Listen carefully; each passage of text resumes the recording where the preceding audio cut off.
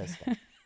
Много ми е интересно като се видиш в огледалото сутрин, какво си казваш? Леле, как избягвам да се оглеждам. Какво ти е? Какво си хубав? Много благодаря ти много и ти си много хубава. Ами аз не се харесвам. Аз, да, имам правилен нос. Това е единственото, което, нали, мога да кажа, че е окей. Всичко останало е компромис. Аз просто много приличам на циганин. И заради дискриминацията, която през годините съм усещал, преживявал, шамари от съдбата, затворени врати и мразех как изглеждам. Защото никъде вратата ми не беше отворена през годините и от малък до много по-късен етап.